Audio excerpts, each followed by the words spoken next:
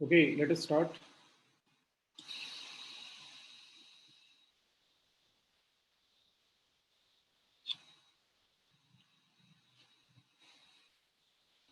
So today we will be discussing further about the fundamental forces, and you can see the title slide.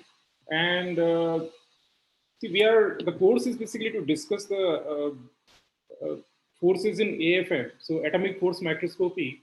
And as I told you that this technique is getting more and more important in characterization of different kinds of materials, including polymers, biomaterials, and nanomaterials, thin films. All kinds of materials are being tested. So my effort is always to pause and then explain the forces itself, because we hardly have understanding on forces. So if I jump directly to the atomic force microscopy, then it's not the justice to the technique itself. Then you will fail there. So if you have fun, because you are you're going to be trained as a scientist, so you should know the science actually, rather than just the technique itself. Technique is always fine. The technique uh, can be handled. I will teach you on that also. Unfortunately, hands-on cannot be given, but I'll teach you data analysis and other things. So basically, you're going to learn here. Uh, you're going to learn here the physics of sandcastles, free flow salt, and river delta formation, helium liquefaction, and much more. So when we look at the mm, interaction between atomic force microscopy probe and your material, there are several kinds of forces which are working actually at different range. We'll understand them in a while. Some of the forces are long range, for example, electrostatic, macroscopic, and some of the forces are a bit shorter range, like van der Waals forces, and there are capillary forces, all kinds of chemical forces between the tip molecule sitting at the tip and molecule sitting on the surface. And then, of course, there are like, for example, hydrogen bond, and then finally there are repulsive forces. And the surfaces are also not very easy to understand in the day-to-day life. I'll come to the surfaces, complexity of surfaces much later, especially the surfaces of polymers. And so we have to understand the surface chemistry also, and a bit of surface mechanical properties. Because, for example, if you take a soft polymer or hard polymer, hard surface or deformable polymer, then the tip sample interaction, the contact area is going to change. So we'll also define what do we mean by contact area when the AFM tip touches the surface. So the forces in action will be decided by the contact area. So so this subject is not as easy as it looks like, that you can finish it in one lecture. Of course, it can be done. I can finish it in half an hour, entire AFM, but that is not the purpose. The purpose is basically to teach you a lot about forces actually, and how these forces make the life complicated, and how you can basically take care of certain forces. For example, in rainy season, your samples may have quite a lot of water condensation, and then the obvious question arises that why do certain surfaces have water condensation more than others in certain weather? So, of course, there is a role of surface topography. For example, if you have nanoscopic features on the surfaces, then the water condensation probability is much higher, depending upon the type of objects you have on the surfaces. And definitely surface chemistry, not just the surface physics, like surface chemistry, for example, hydrophobicity, hydrophilicity, that decides a lot whether how much water will be there on the substrate on which the sample under probe is deposited. Second thing is about the charges on the substrate. When you put your material on the surfaces, different surfaces, all the surfaces are charged, uh, either positively or negatively, or slight. I mean, more or less, all of them are charged. Actually, most of them are charged. And then, how do you control the surface chemistry that adhesion is proper and mm, the material under test which you are trying to probe is uniform deposited. So there should not be any artifacts. Artifacts are again a big problem. So we are going to study one by one these complexities. And another thing which, so this today's journey, I'm going to tell you a lot about intermolecular forces. See, it is easy to calculate intermolecular forces as well as intramolecular forces, the forces between just atoms. And there are two parts to the intermolecular forces. One is repulsive and another is attractive. I'll take you through that. It's all fine. I mean, you can calculate the intermolecular forces, which we call intermolecular interactions. Interactions is nothing but all kinds of interactions are forces. There is there is nothing as such as just interactions, right? Whether even chemical bond, when we say that there is a chemical bond formation, there's no such thing as chemical bond. It's just forces at balance to at certain distance. So the atoms or molecule, they will reach out to each other, and depending upon type of bonding, the type of interaction, type of interaction, the balance of charges, the Coulombian forces, they'll just settle at a certain distance. Actually, you can call it as a bond, or you can call it as a bond length, you can call it as a bond distance, bond angle.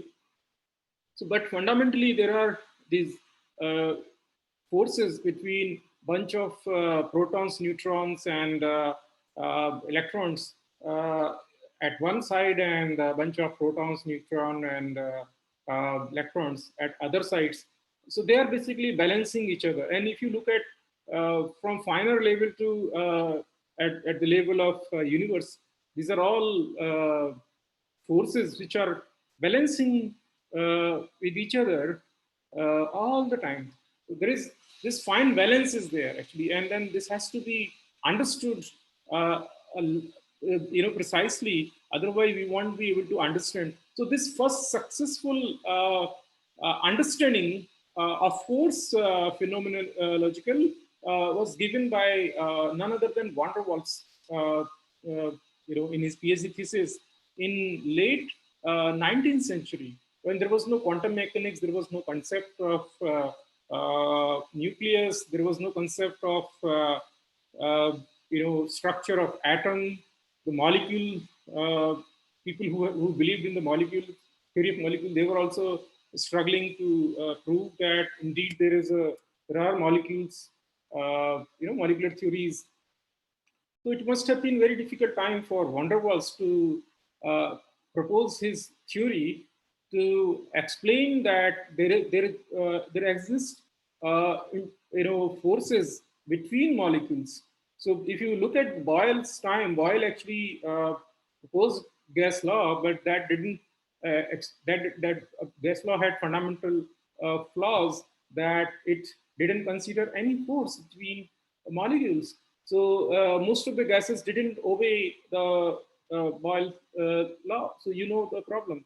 So then van der Waals actually he studied in his PhD thesis about the flaws in Richard Boyle, and for that he got the Nobel Prize in physics 1910.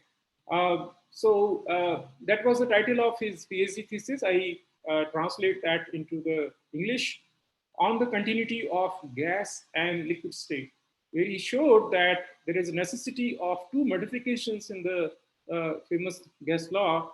Number one, that gas molecules have finite volume, we'll see the consequence of that.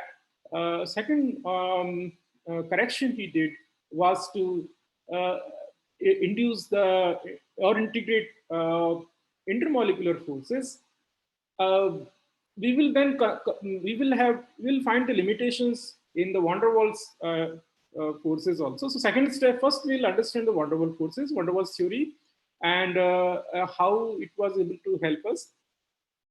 And second was he invoked the forces that are attractive in nature. He didn't give any physical explanation of the existence of the forces. Why do the forces exist between molecules? He was silent. His thesis was silent on that, but it was a big step ahead.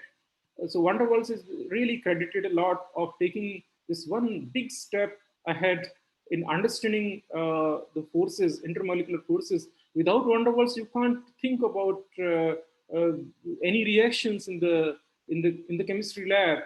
I mean, you can't think so many, liquefaction of gases, so many things actually. But there are several limitations which I'll be discussing in today in this lecture. First, the major problem was that the repulsive part was missing. Number one. Number two, the physical picture was missing. Why do we have these forces?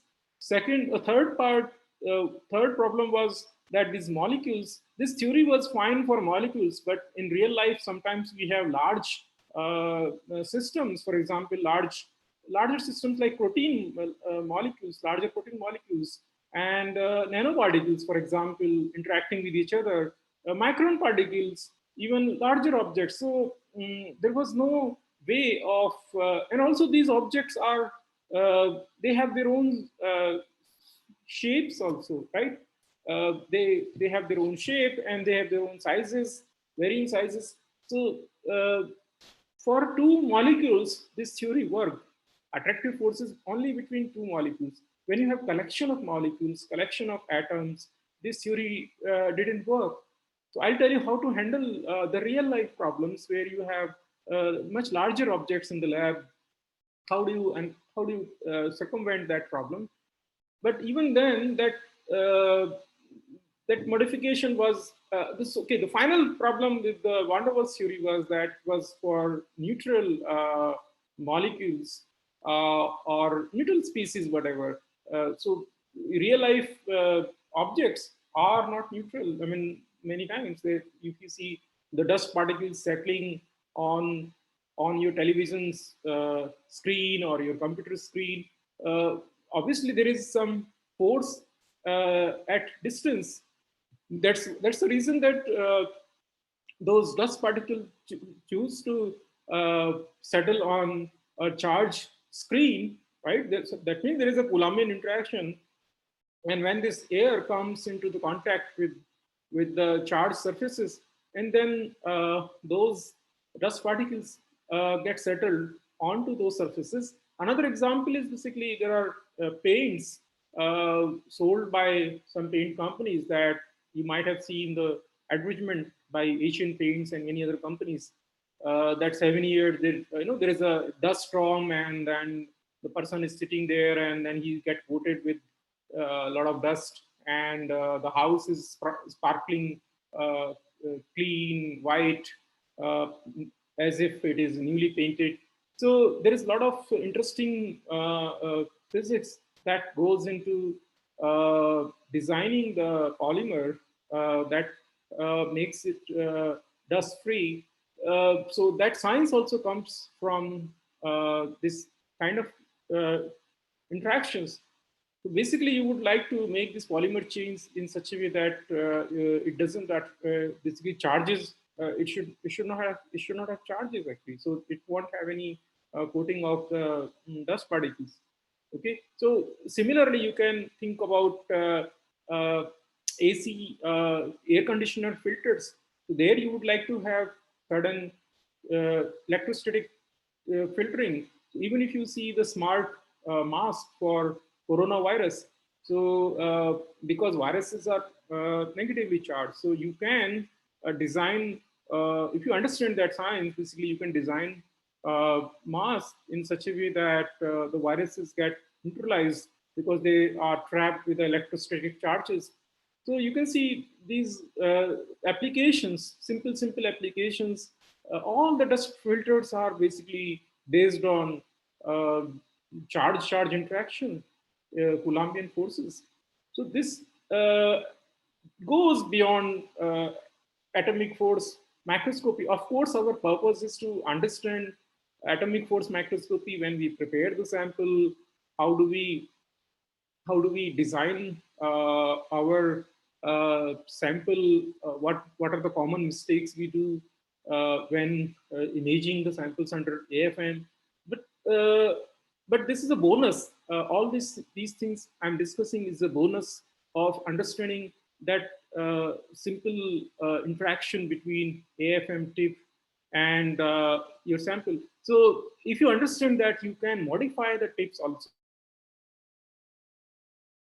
If it is required, you can modify the tips suitable to the chemistry of your surfaces. You won't be basically going blind over. I think some student asked me, I just now I remember, I had slides. Actually, some student asked me to teach a course on different kinds of TM grids. And I realized I already had slides, but somehow I forgot actually. A lot of questions were there. I have noted down somewhere, so I'll get back to you because I already have the slide. I have taught that subject long back, but then somehow I removed that part.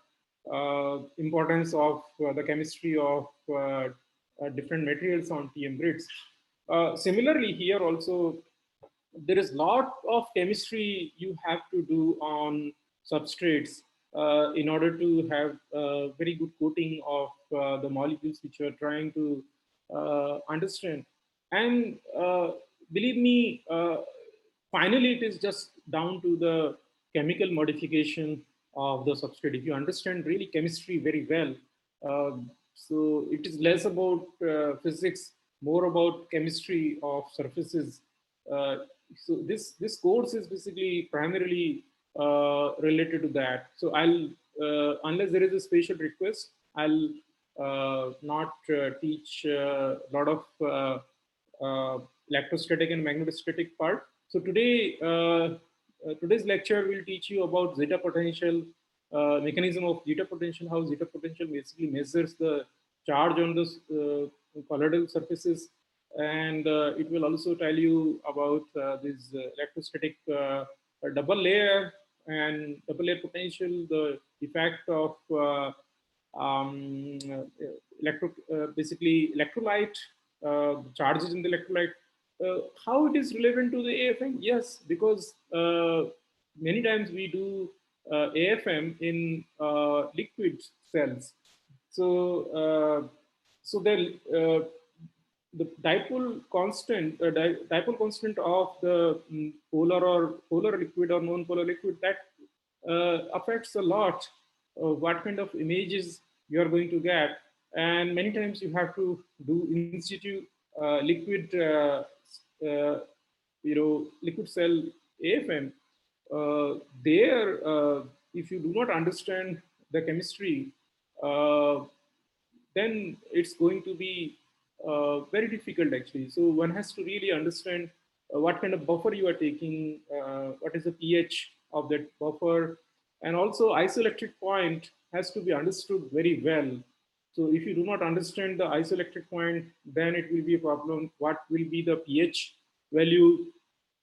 So pH has to be really considered a lot because that will affect the charge on the tip as well as charge on the your sample. Because for certain same pH value, the charging of the of two different surfaces can be different.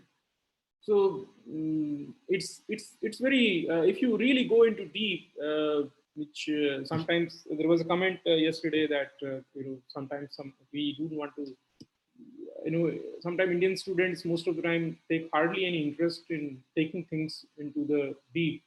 Most of the time they are interested in superficial learning. Chalo ho gaya, okay, ho gaya. Why are you going so deep actually? So, but I can't compromise. I mean, this is actually very little I'm teaching. Every time I think that I'm not doing justice, I'm not going deep enough. So this is just the minimum I can think of. So I come back to van der Waals. This is starting point. He was a Dutch physicist. He was born in 1837 and died in early 20th century. And then, as I mentioned, that he explained that we need to put the attractive forces between molecules. But that time, it was even the existence of molecules was hotly debated. Forget about quantum mechanics. So with quantum mechanics, we were able to really understand things a lot. So he modified in 1873 the famous equation, this gas law. So he added these two terms. One was in the volume term and another was in the pressure term. So this was to take into account minus b. It was to consider the finite size of the gas molecule, and this has really big consequence. We'll see. And this was to consider the forces actually.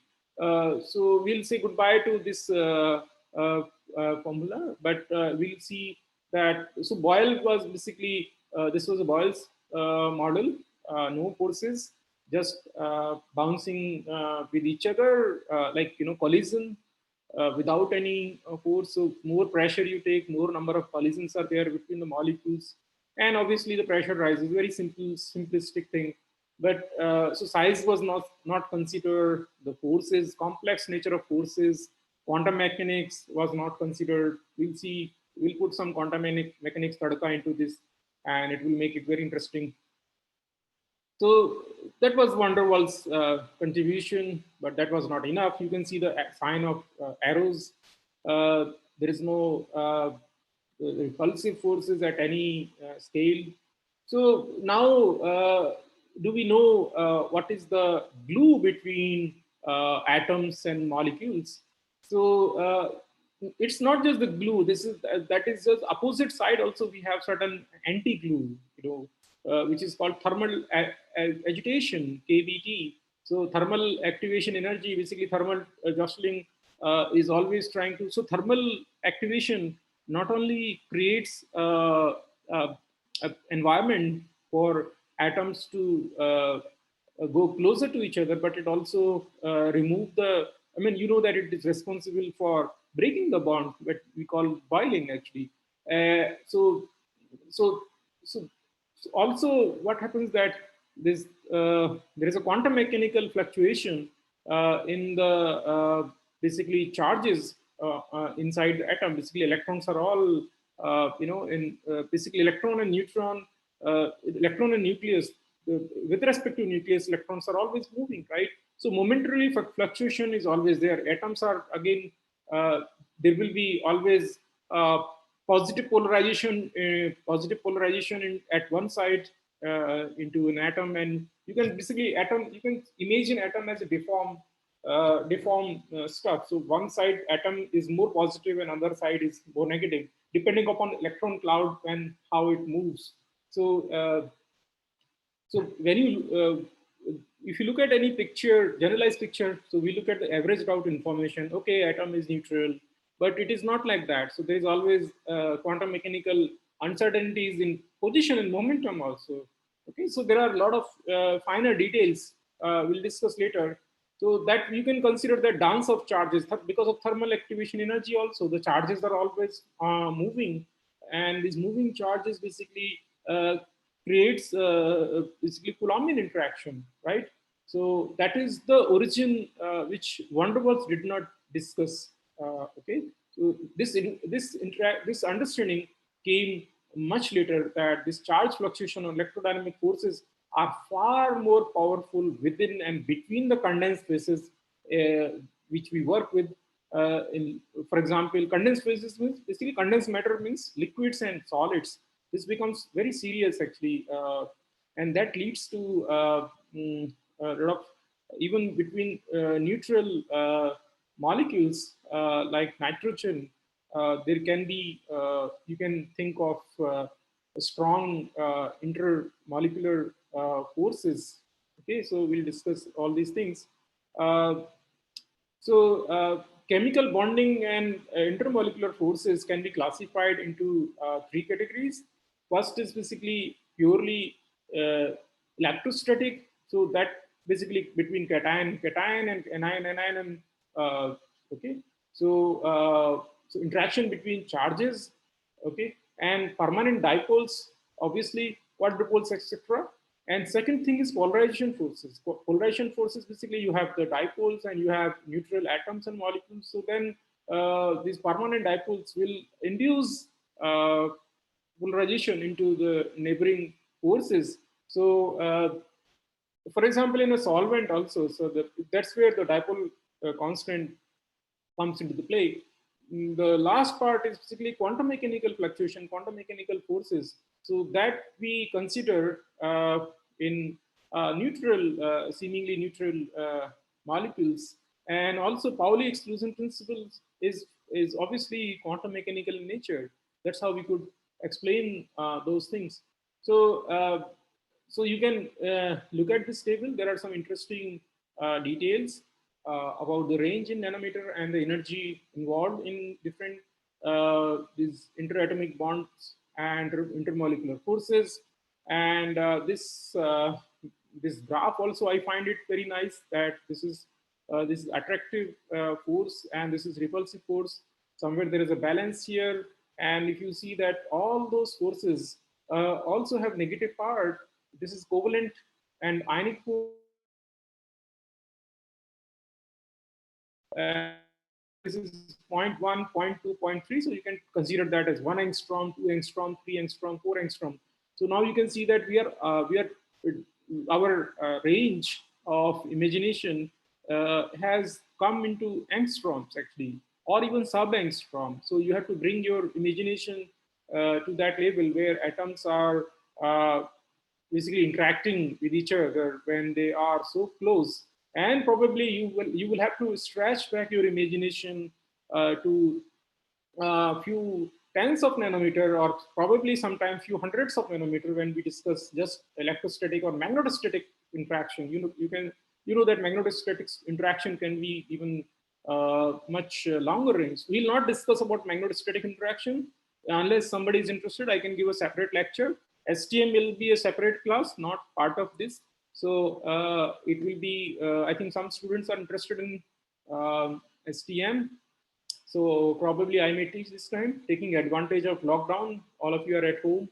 Uh, so wonderful forces in AFM. So finally, we have understood all those things. As I told you, that van der Waals forces as such cannot be used in AFM because it is meaningless. Van der Waals gave the forces for two molecules, but you can see that we have too many atoms from the tip interacting simultaneously between too many atoms from the surface, and surface is inhomogeneous, right? And sometimes this tip also constantly modify the surfaces, which we do not want. But in real life, you may see a lot of modifications of the surface as such. And when you bring this is the apex of the tip. I will explain you what. Okay, this is basically the simplistic AFM design, atomic force microscope. So there is basically this scanner, piezo scanner. So this scanner is basically responsible for raster scanning the sample. So the sample is mounted on this piezo scanner. So you apply the voltage in XYZ direction. So by applying the voltage, one can move the sample up, down in the Z direction or XY direction. So it's like, riding in a balloon over the surface of a city like Pune, which has got hills and rivers. So the surface is not uniform when you look at the city like Pune. So how do you maintain the distance of the balloon rider? Suppose the balloon of if the rider is asked that you have to maintain the uh, uh, separation of the bottom of the cart below the balloons. You know that there is hot air balloon, then there is a cart below that. So the bottom of the cart and the surface below, suppose a balloonist has to maintain the distance of 100 meter, and you are flying over terrain like Pune, which has got 3-4 rivers flowing through the city, and there are hills everywhere. So how do you manage that? So real life situation of AFM tip is almost similar. So without crashing into the sample, you would like to maintain certain distance, right? That is called non-contact AFM. Or even if you want to see, there is nothing called contact AFM. I will come to that. Tip is always maintaining certain distance, maybe in sub-angstrom level, but it depends upon how close the AFM tip is to the substrate. So if you are in the repulsive zone, you can see that around 1.1 angstrom, fraction of an angstrom, one can see that it's repulsive force. So basically, all of you are sitting in a chair. So just feel that your body is touching the seat of the chair, whatever weight you have, 40 kg, 50 kg, 60 kg, 70 kg, 100 kg, or 120 kg, your weight. Okay, so just feel the weight of your body on the chair. So why do you feel the weight of your body on the chair? So that means the last atoms of the clothes which you are wearing are touching to your skin and also to the chair surfaces. So which are those last two atoms? And I want you to close your eyes and hold one hand to another hand. Just squeeze it and then just try to understand the chemistry of touch. Okay, so what? So when you press one hand on another hand, so in science language, you might not have bothered about that, but essentially the top atoms of your of one hand, basically when it comes into the extreme contact over other atoms of the other hand, then your brain signals that okay, this is the contact has been made. You can feel the presence of other hand, right?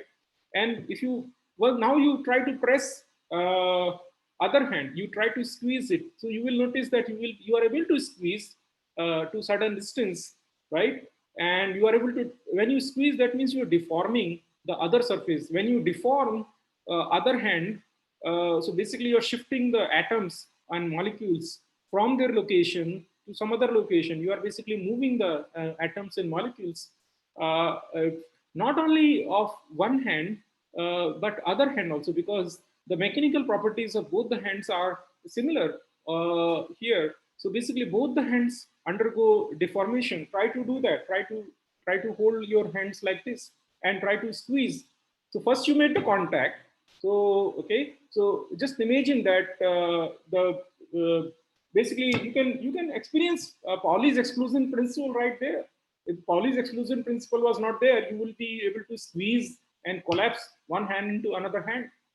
As simple as that. So you can experience quantum mechanics right there.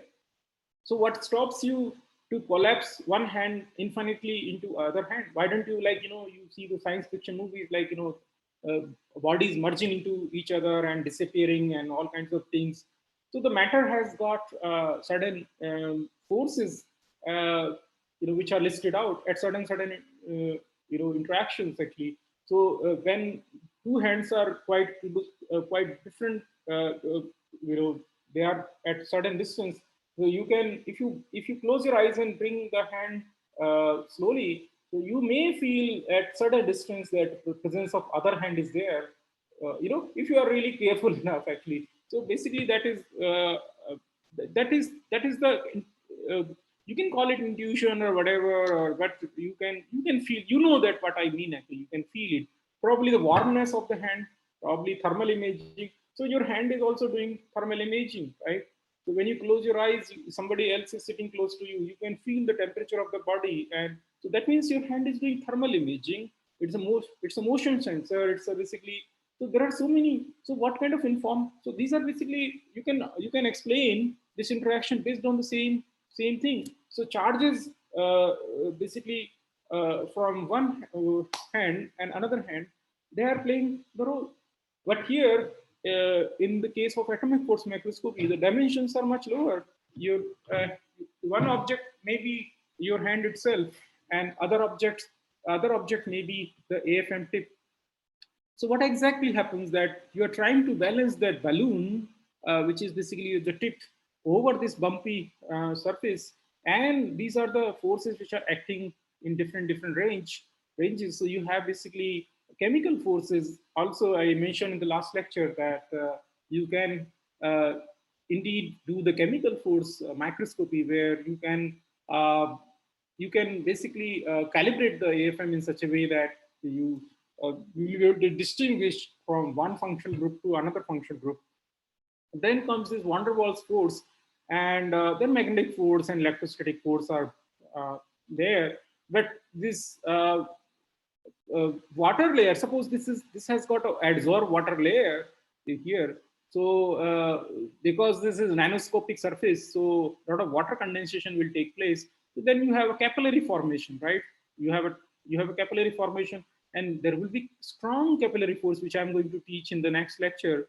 So capillary forces basically play a spoil sport in AFM, and those are the enemy of capillary forces are much stronger when you consider the strength of the force in comparison to the van der Waals forces or chemical forces.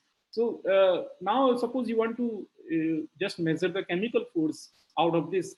So how will you do that? Because it will be masked. Chemical forces are much weaker. Van der Waals forces might be a little bit stronger. So you have to basically understand these forces. Otherwise, you will not be. Suppose you want to separate out only repulsive forces. How will you do that? How will you do the separate out only van der Waals forces or only chemical forces, only exchange forces? So how will you do that if you do not have? So you understand in science, sometimes you're challenged that you want to just understand one forces, and you want to. So then, if you understand the fundamental properly, then you will be able to control it. And here, the problem is basically summation over so many atoms, because van der Waals forces are of the range of almost 10 nanometer. Now you imagine that means that in 10 nanometer, for example, radius of curvature is around 5 nanometer. That means 10 nanometer sphere sitting at the end of this tip. That means all the atoms, there may be hundreds and thousands of atoms in that 10 nanometer diameter sphere. They're all interacting with the similar distances here. So there may be thousands of atoms here and thousands of atoms here, which are interacting with each other. You understand?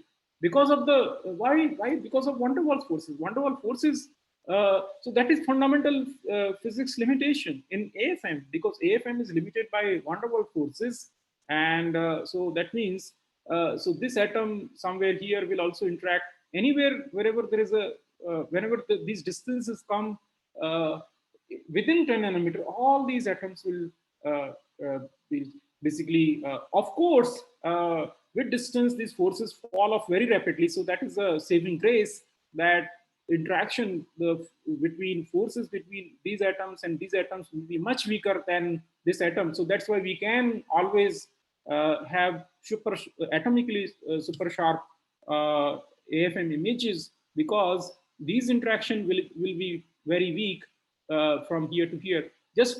But just imagine that if you curve this surface and bend it like this, so these atoms are like, it's like a crevice. When you climb on Everest, basically you see a lot of crevices.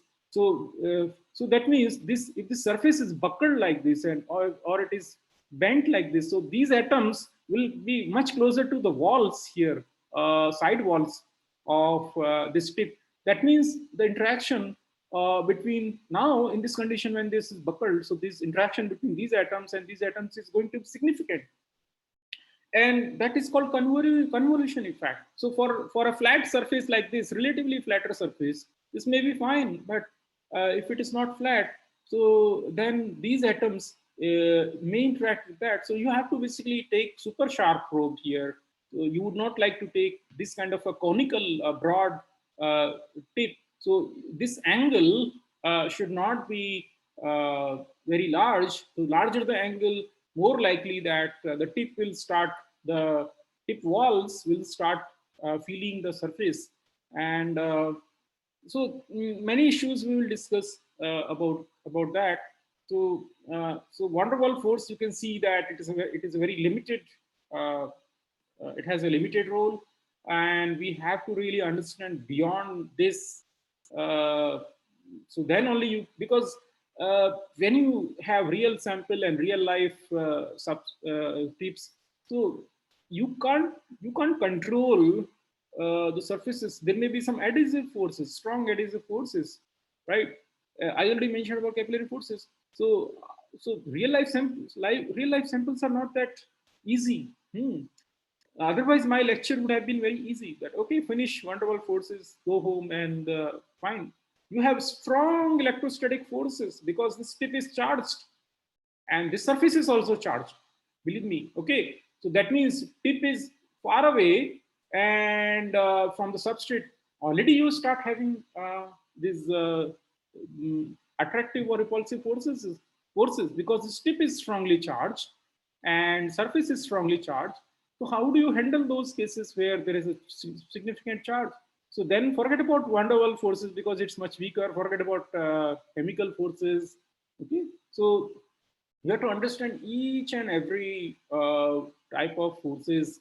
And another thing is that you have to sum over these forces over the tip of shape of the tip, because you take different shape of the surfaces and different shape of the tip. Then what will be the cumulative forces? How do you sum the force, this force, when these objects are of different shapes? So for that, you need to really know, you need to calibrate or characterize, you need to characterize your tip very well. You should know, yeah, how you tip, like what is the dimensions of the tip, what is the dimension of the cantilever on which this is called cantilever. Okay, this bends actually when there is a repulsive force or attractive force, and by amount of bending we get to know whether the tip is this force is repulsive and force is attractive. So if this force is attractive, then this cantilever will bend backwards, right? And you can feel this actually by your hand. So if you try to press your hand, you make a fist of your left hand, and right palm you take straight and touch the fingers on the left fist. And if you try to press, you will see that your hand is your palm is bending backwards, right? And right, because of, so this is basically like a simple way of understanding cantilevers. I have something here for physical classes. So this is my cantilever actually. You can see that if I'm pulling it downwards, and if it is attractive force, that means it is bending like this. And if I'm pushing it upwards, if the repulsive force is there, so it will bend like this. So if I hit a laser on the top of this cantilever, then I can easily calculate the force. If I can calibrate that how much force will induce a certain amount of bend into this cantilever, then it is easy for me to mm, calibrate the force. So I can easily quantify the force here. Quantification will be very, very straightforward, but it is basically overall force quantification. So what I'm measuring is the overall force. I will not be able to individually uh, mm, uh, tell you that, oh, this much amount of van der Waals force is there, this much. So this is the problem actually. So there are smart ways of avoiding that. Another thing is that suppose there is electrolyte somewhere here. So as I told you, that pH of electrolyte will change the charges here and here depending upon the isoelectric point of both these materials, if they are different, it's going to be different. That means maybe at certain pH there will be positive charge here, but there may be negative charge. So people who worked on proteins, they know this problem, right? So this has to be understood. So what happens that after once uh, uh,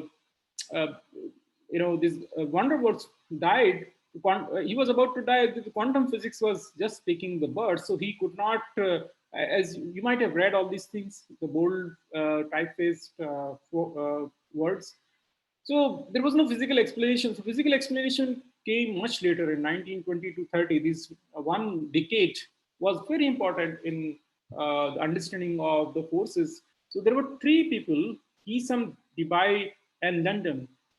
They gave their independent contribution, and fortunately, those potentials, the intermolecular interaction was falling off as a function of 1 over r to the power 6 for all these three, Keesum, Debye, and London. So they gave this quantum mechanical origin of van der Waals forces, but still, you please remember that it was for two molecules only, not for collection of molecules. Number two, it was for neutral molecules only, not for charged molecules. So electrochemistry picture is still missing actually here.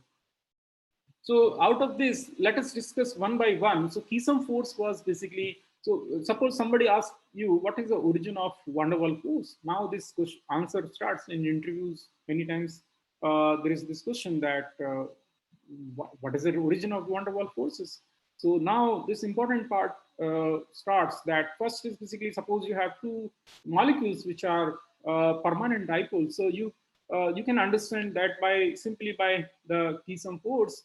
So this force will be an isotropic, obviously, and Keesum force, which is between permanent dipoles. So Debye gave this contribution to understand the basically induced polarization from one permanent dipole to neutral atoms, but it still didn't. And third part was third part is considered quite important.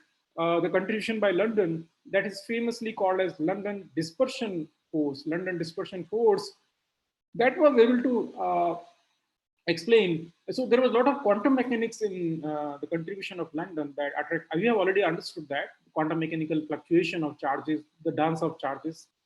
So attractive force between neutral molecules. So that solved the problem that why gases like hydrogen, oxygen, helium, and you can liquefy those gases. Why do those gases liquefy at different temperatures? Okay, not helium liquefies at 4.2 Kelvin, and hydrogen at much higher, and oxygen, I mean, all these nitrogen and oxygen much higher. So fortunately, the interaction energy, the potential energy of all these three contributions, so fall off inversely r to the power 6 with a different positive coefficient. So coefficient is different, but r is basically distance between molecules. So that is the saving grace. That's the first part of 612 law, what we call as Lennard-Jones potential in physical chemistry. We'll come to that Lennard-Jones potential. So this was William Keesum, a student of Camerling Honest. So he was a student of a very famous physicist who also got Nobel Prize, Camerling Honest. He's credited for this is his laboratory. You can see all kinds of giant gas balloons and pumps are there, and then basically it's a liquid helium plant, and dewars are there. Okay, so he discovered in his laboratory helium was liquefied for the first time in 1908. Of course, the explanation came much later. Superconductivity was discovered, and in 1911, a lot of inventions came from this laboratory. And the Keesum, the first person who gave the van der Waals force explanation for two dipoles, he was a student. He was a product of this. Any question? Any question? Please mark your attendance. Okay, all the participants. Yeah. So this is the uh, Keesum's interaction between permanent dipole moment. Okay, so this is very simple. 1 over r to the power 6, and next comes Debye, Peter Debye, whose contribution, he was a physicist as well as physical chemist, but he got Nobel Prize in chemistry. Now students complain to me that you are teaching a lot of chemistry. Physics students complains that you are teaching a lot of chemistry. Chemistry students complains to me that I'm teaching a lot of physics. So I hear all these complaints. Many times physics students complain that you are teaching a lot of biology.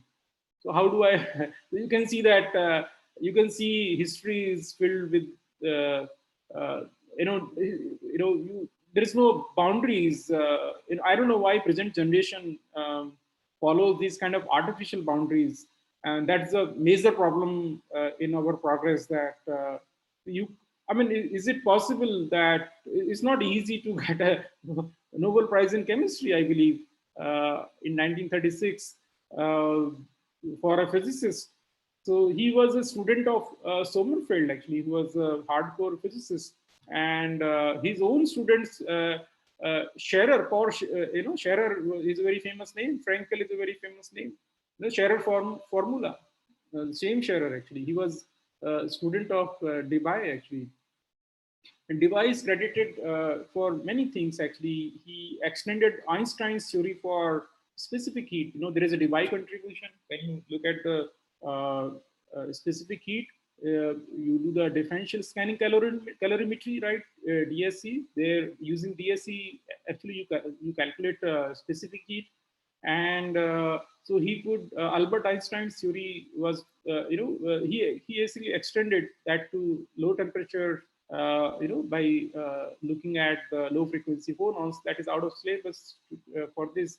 So again, his contribution was the same 1 over r to the power 6, right? So you can read about that. I have already covered this. So finally, the contribution came from London dispersion forces. So which is always again attractive. All these forces are attractive in nature. Again, neutral, no polarization. So that was quite a difficult part. If you look at the contribution, it was amazing actually. How can you explain? It was so he was a German theoretical physicist. So he gave actually theories of chemical bonding and intermolecular forces. And today they're considered as classics. Classics actually. He's one of the founding fathers. Actually, you can say that of physical chemistry. Though he was a physicist, so there is no boundary. I'm trying to tell you that I can name so many scientists, actually 50, 60 scientists, who you will be surprised that they were indeed physicists, but they got so much of contribution in the understanding of fundamental biology and chemistry. So if we look at, if we calculate the if we do some calculation of these relative values of van der Waals force components, then I told you that the coefficient is different. You can see this is Keesum part, Debye part, and Lennard part. For example, for hydrogen, there should not be a Keesum part. Debye part is 0, Lennard part is 6.3. And if you take larger molecule hydrogen, then you can see that obviously this is 0. Keesum part is 0 because it's between dipole. The oxygen being neutral.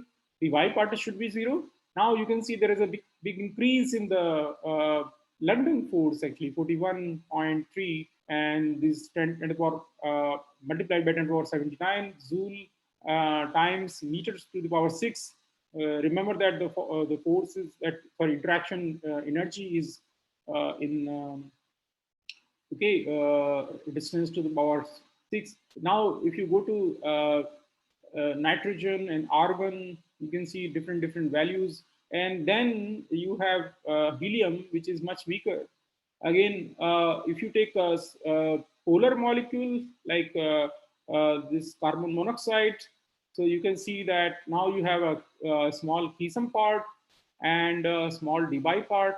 and significantly larger still London part. HCl, you can have all these three parts.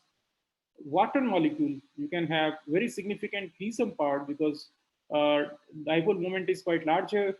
And same thing for ammonia also. You can have very significant helium part, some Debye part, and significant London part. London part will always be there, right? So that is the beauty about this theory. This is direct application. So you can indeed calculate intermolecular interaction energy.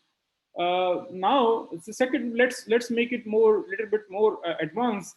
That how do you consider the repulsive forces? We know that repulsive forces are there, so we have to again go back to in history. I told you that a lot of significant advances happened in 1920 to 30.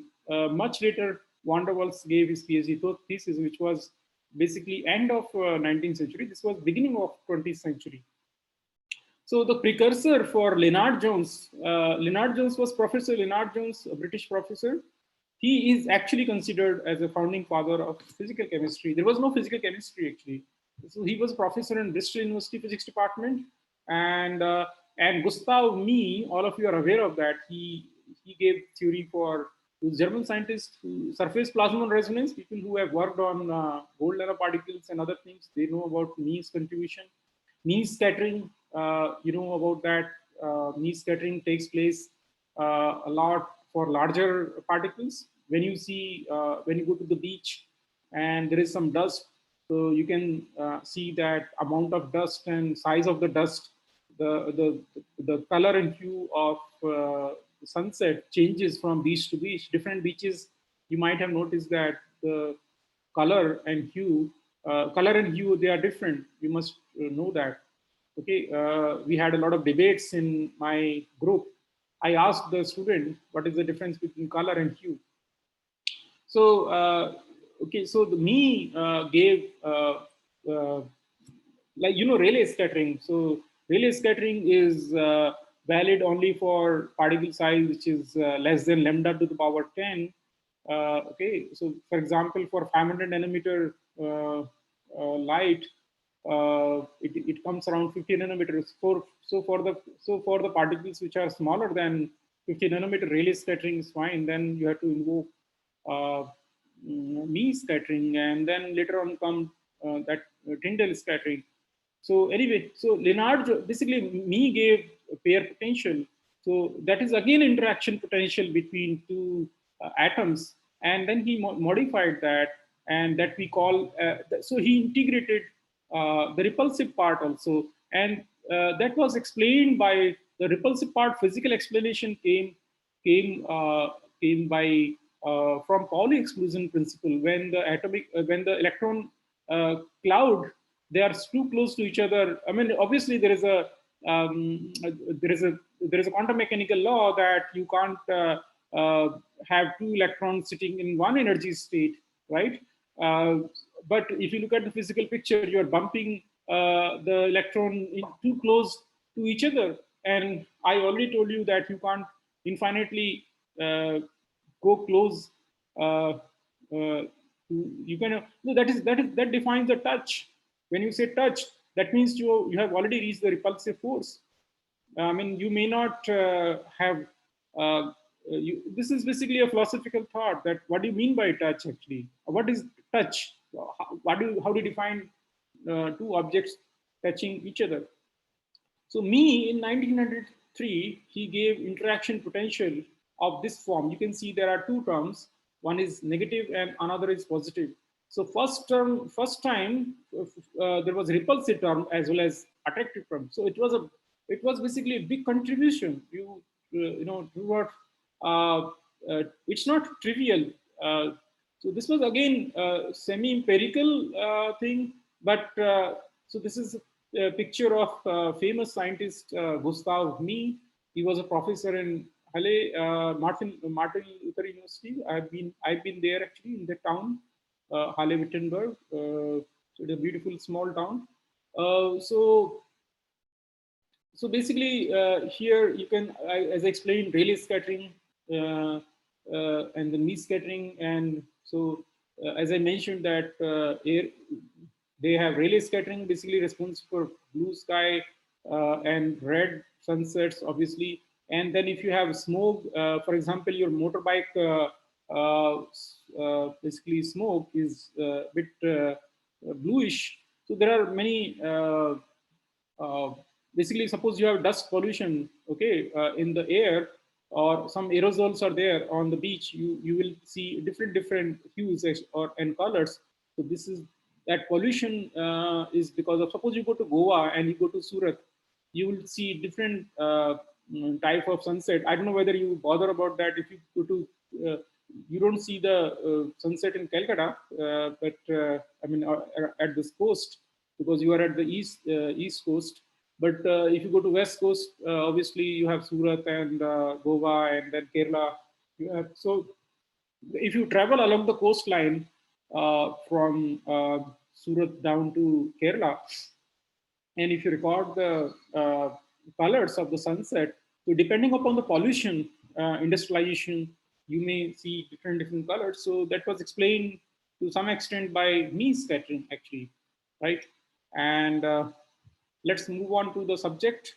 So while such empirical equations were powerful, nature and origin of forces remain a mystery. Nobody knew what is the nature of the forces, because quantum mechanics was not that popular at that time. People didn't believe.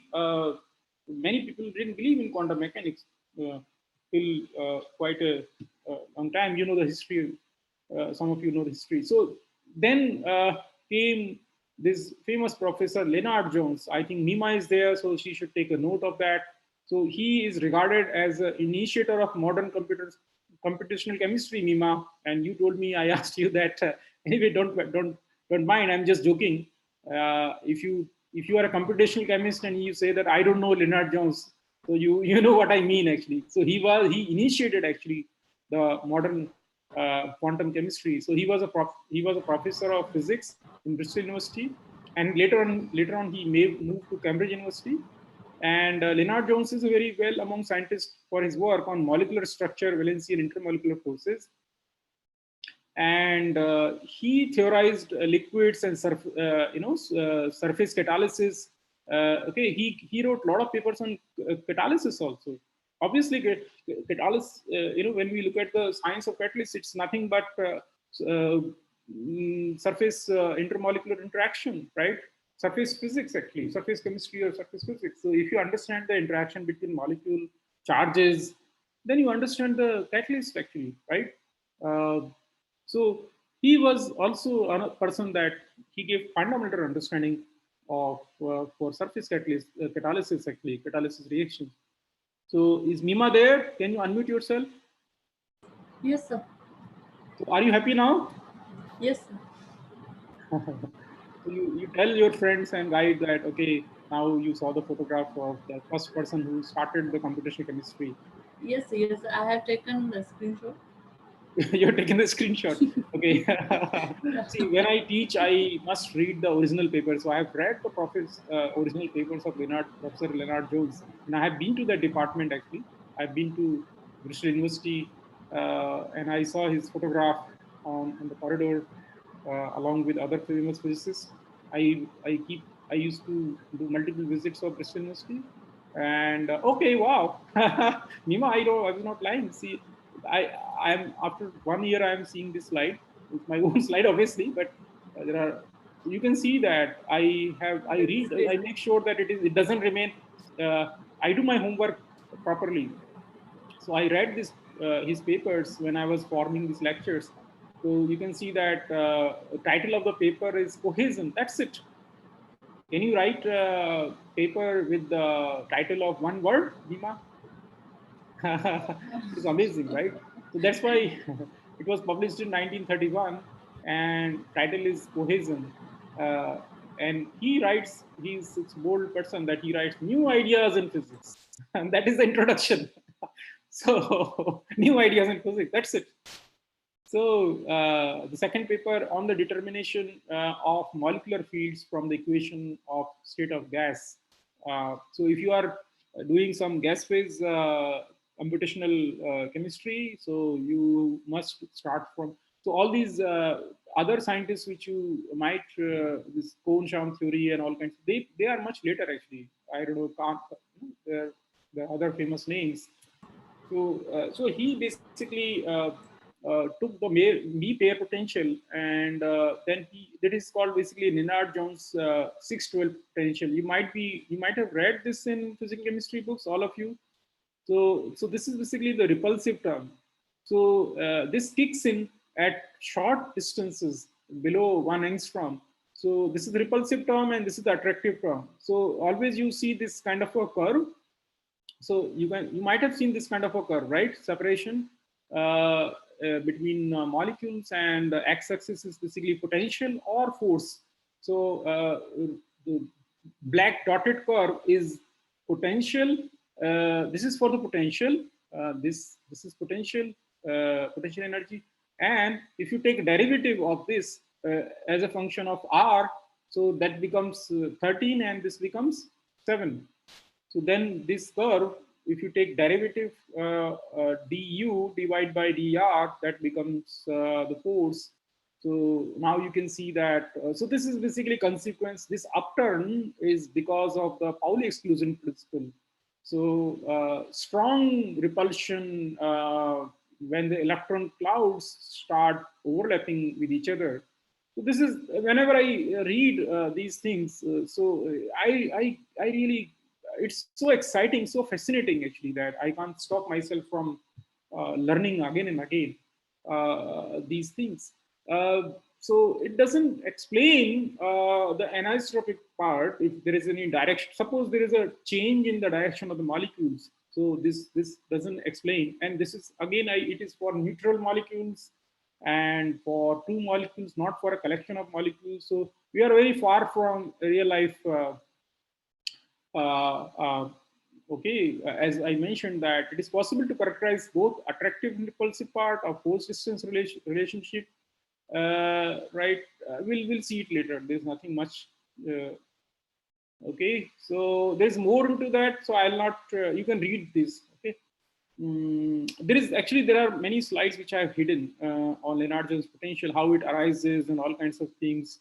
So that becomes more physical chemistry. You must read; it's very important. But otherwise, I'll get lost, because I have to reach you to some destination of charged surface like electrochemistry.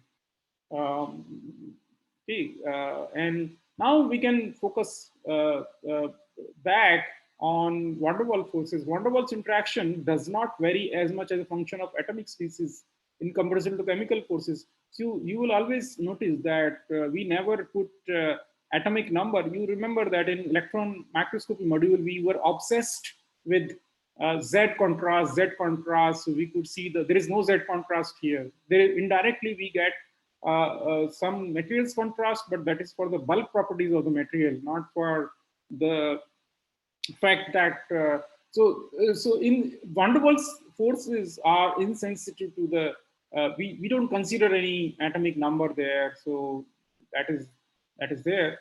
Yes, chemical forces, they vary a lot. They're very sensitive to the even if you put one more methyl group in the alkyl chain and ethyl group, so then you can see there is a change in the properties. We'll see actually how you can characterize all those things, chemical forces, when we come to the. So you can see, this is typical force distance curve taken from AFM. Okay, and it looks very similar to the Lennard-Jones potential curve. You can see this is a theoretical curve for two molecules only, two molecules. Now, and this is not for two molecules, this is for bulk surfaces, sample being bulk and tip being bulk relative to the size of the molecules. Now you can see when this is basically distance between, this axis is basically distance between sample and tip. So when tip is approaching closer to the, suppose this is the tip and this is approaching closer to the sample, So initially there is no interaction, and after that there is an attractive interaction. You can see that this curve is going down, right? So this is attractive force and this is repulsive force. Then once the tip is quite close to the surface, then you can see there is a sharp repulsive upturn. So this basically this is uh, repulsive part actually because of the Pauli's exclusion principle. So you can separate these two parts. So this is attractive part and repulsive part. So now you can remain in AFM if you control the distance between tip and sample. So you can decide, you can characterize these forces. That repulsive part, of course, between attractive part, you will never be able to distinguish what kind of repulsive force you are feeling. The one trick here is that because you know that chemical forces kicks in at certain distances. So suppose you are above the surface, for example, 10 nanometer above the surface, that means you are not in the chemical force range. And if you move away around 20 nanometer, that means you are not sensing van der Waals forces also. So this is a smart way of isolating other forces. So that means other forces you can measure. So because van der Waals forces will die out very fast till 10 nanometer.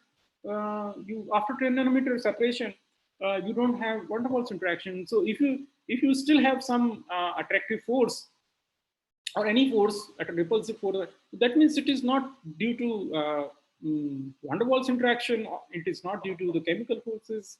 It is not due to the capillary forces. So that is one trick we use in the laboratory to isolate different forces. Other tricks are also there. I'll tell you different tricks to. So this is how you can take derivative, and you can see the references. It keeps changing. So it was very difficult to make this lecture series because I had to take from different sources. It's quite difficult, not that easy. But the problem starts now. We go to third advanced stage. That how do you calculate van der Waals force between two macroscopic objects as van der Waals force, you can call it, or Lennard-Jones potential, you call it.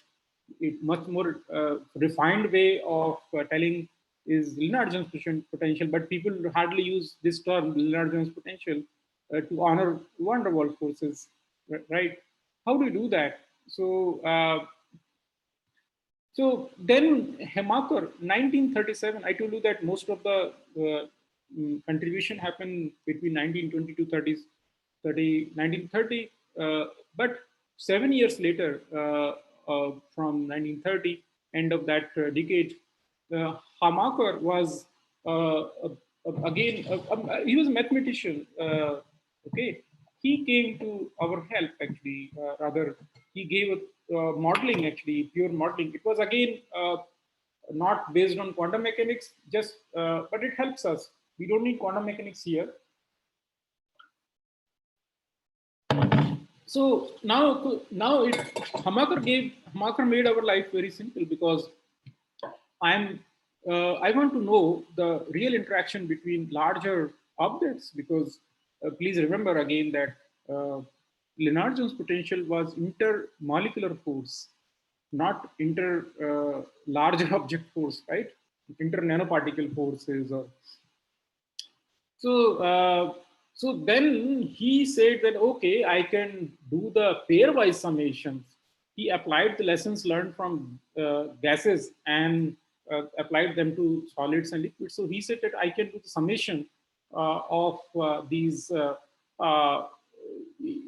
energy terms.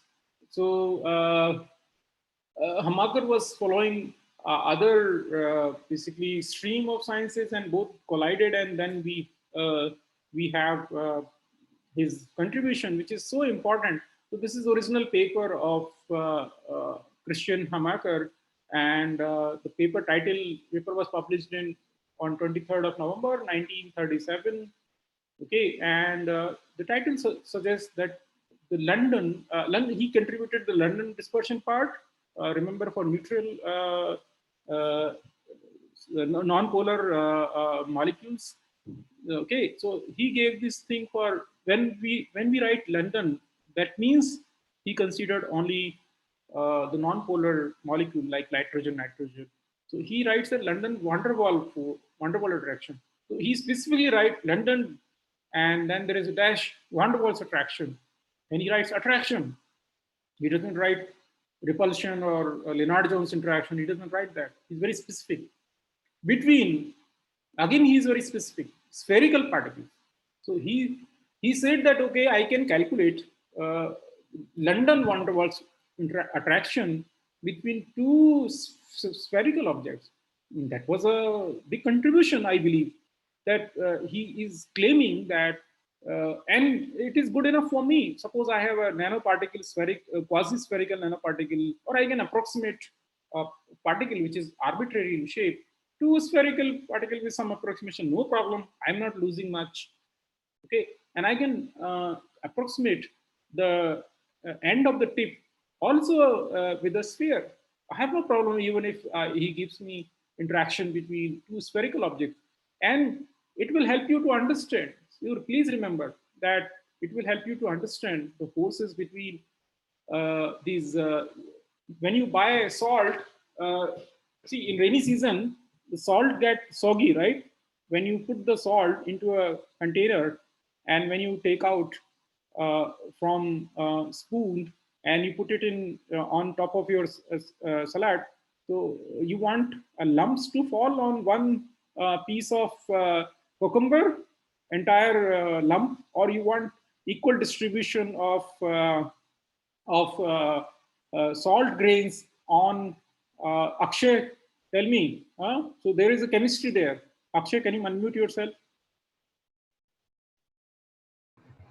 Yes, sir. Akshay, what do you want? Suppose you are sprinkling salt in Pune's rainy season. You want uniform distribution of salt particles on your salad plate, right? Yes. How will you solve this problem chemically in rainy season? And have you been to beach, Akshay? Yes, sir. Huh? Yes. Have you made sand castles, Akshay? No, sir. You have not made.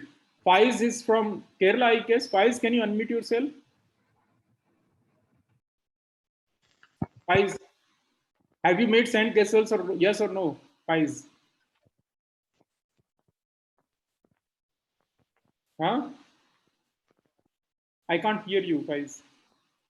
Who has made sand castles? Unmute yourself.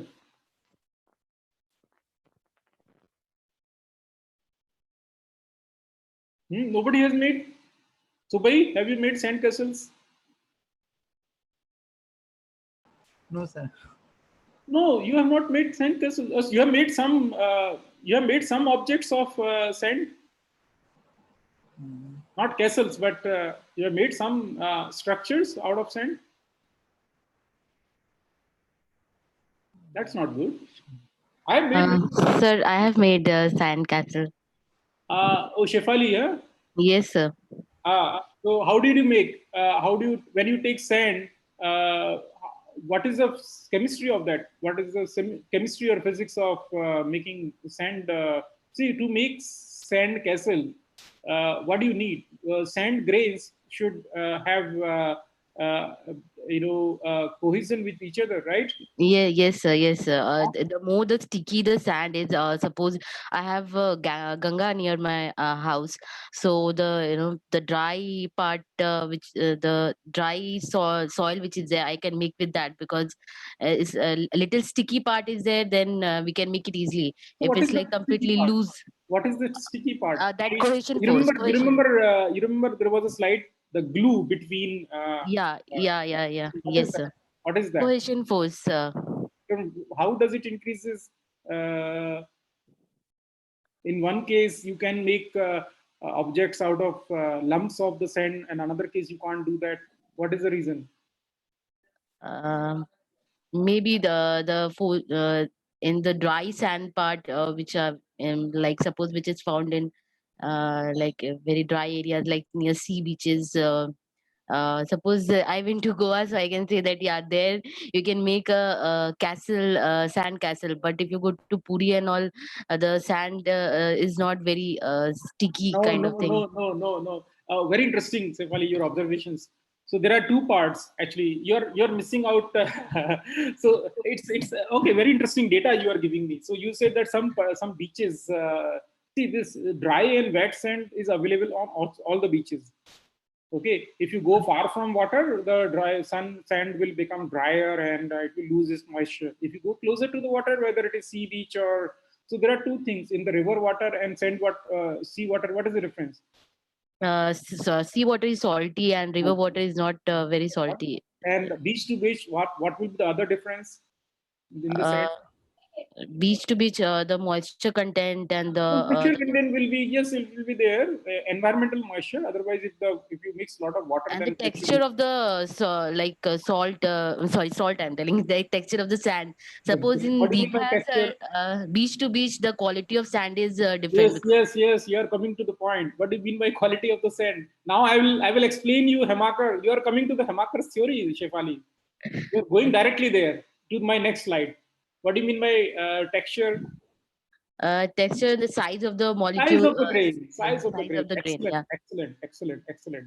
That means size of the grain was different, and some difference in the humidity and salt concentration and water content between the sand grain. So Uh, that way, for example, at certain beaches, sand was very coarse, so it was not yeah. Yes, sir. Yes, sir. Yes, sir. The coarse and sand is very difficult to. why?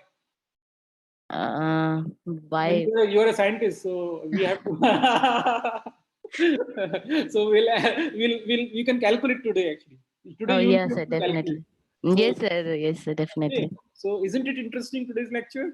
Yes, sir. Very interesting.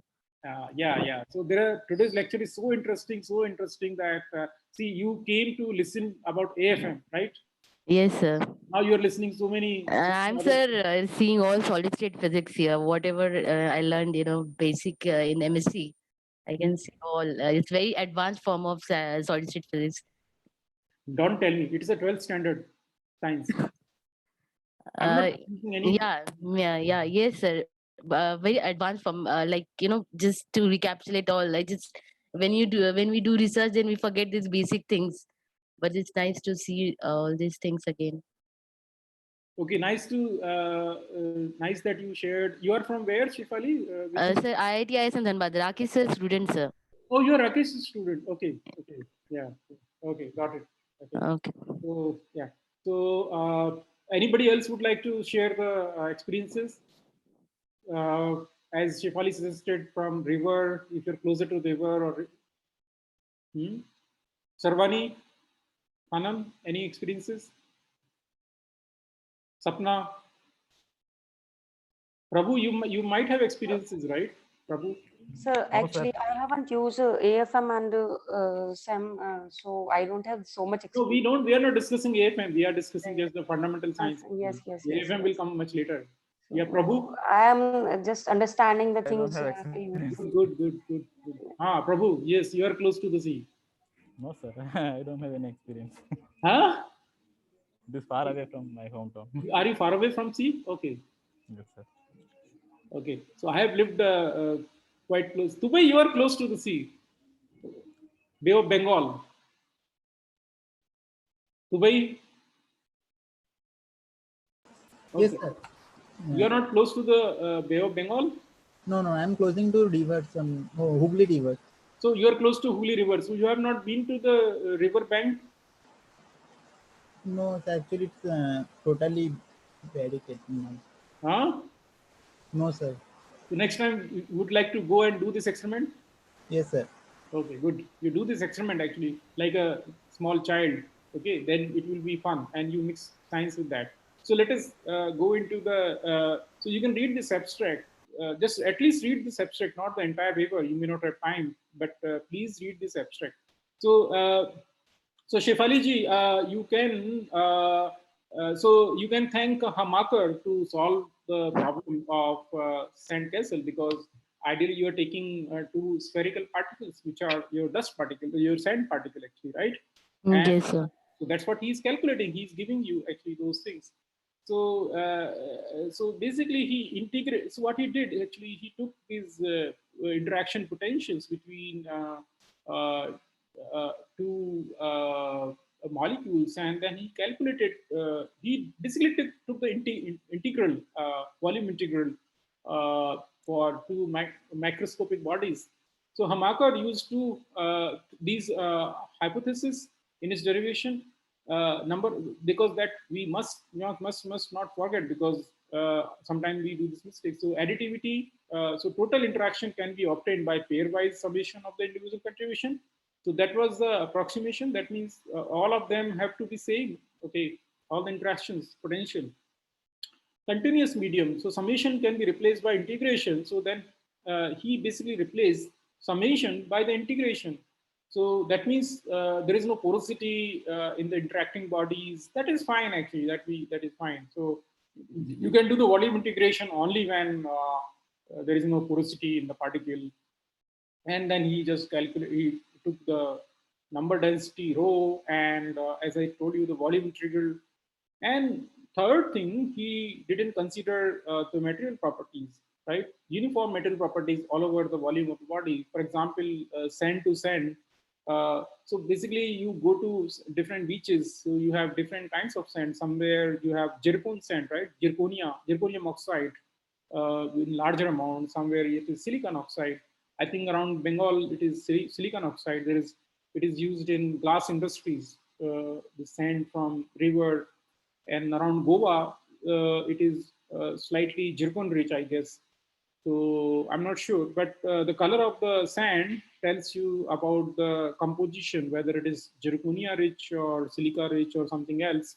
I'm not as expert in that area, but I know that obviously it is common sense that the composition of the sand. So basically, he took two volume integral over two macroscopic volumes. For example, this is Shefali's one grain particle when she went to the bank of Ganga River, and there's another particle.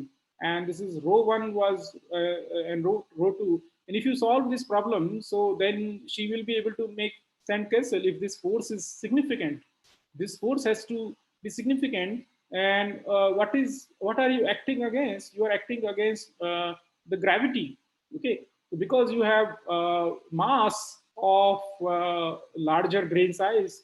So basically, your cohesive force between two sand grain is acting against the gravity. So that's the reason this cohesive force is so weak in comparison to the gravity, that your sand castle or your object which you have made falls off. And that's where water comes into the picture. So water basically creates basically like a capillary between sand grains. And because of that capillary formation, please note Shifali. So that is basically capillary formation. So there is a capillary force, which is, so when you take a lot of sand particles and squeeze them and put water, so water between these two grains will form capillary, and capillary force is quite strong. And in addition to that, van der Waals force is always there. But if it is just van der Waals force, so you don't need water, you don't need wet sand. Got it? Yes. This is not just the van der Waals force. Van der Waals for large sand grains are basically in micron size, several micron, probably 2 to 10 micron or something like that. So that's their gravity is so strong that your sand castle भर भरा के गिर जाएगा, नीचे गिर जाएगा, ताश के पत्तों की तरह से गिर जाएगा. हाँ, तो इसीलिए I told you that capillary forces are notorious in AFM. But it is helping you to make sand castle. So the wet sand is essentially that is the reason about salt grains, that these companies add some additives into the salt, like free flow salt, that doesn't basically make lumps even in the wet Pune monsoon season. So we'll discuss that. So then he basically integrated, and finally this is called Hamaker constant. So he gave a constant that, okay, you use my constant, and this is simple I square C2 C6 and rho 1 rho 2, and this is basically this constant is different for different systems. So he gave this interaction energy. So this is from directly from his paper 1937 using London's equation for dispersion interaction. So he don't bother about this complex form of equation, because I'm going to give you very simple equation. Will make life much simpler. So basically, the Z is basically center to center distance between the center to center distance between Shefali's two grain particle at the bank of Ganga River, and R1 was the size or radius of one of the grains, and R2 was the size of the other grain, one of the grain which Shefali had. So this total distance is R1 plus R2 plus R. Okay, R is basically surface to surface distance. So you, for simplicity, you can take R1 is equal to R2, and then that will make this life much simpler just to understand, right? And A is A or H. You can, some books use H or some books use A. It is basically whatever it is. It is basically Hamaker coefficient. Okay, you can. It depends upon different books. It doesn't matter actually. So this is some constant, and the energy range, of course, it is energy. So this range is basically 10 to the power minus 19 to 10 to the power minus 20 joule, and that depends upon the material properties. It can be, because sometimes you have silica interaction. We'll come to that, titania or something. So so this is the diagram. We can skip all these things.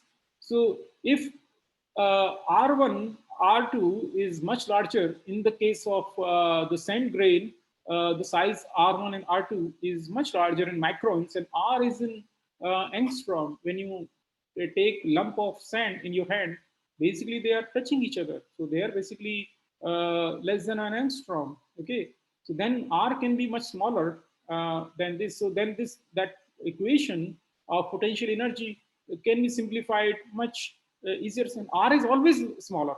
R is always much smaller. So this equation is always true, because when particles are touching with each other, so this equation holds true for most of the cases. Now you can take derivative with respect to R, and this equation easily becomes, this R becomes R square with respect to R. So the force is basically nothing, van der Waals force is nothing but the derivative of interaction energy.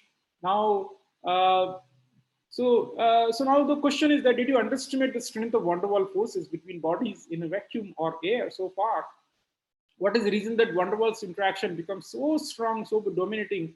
Science of free flowing salt or grain. So this we will discuss on Friday. I'll finish that, and Friday journey is going to be, believe me, very interesting. So I end this class here.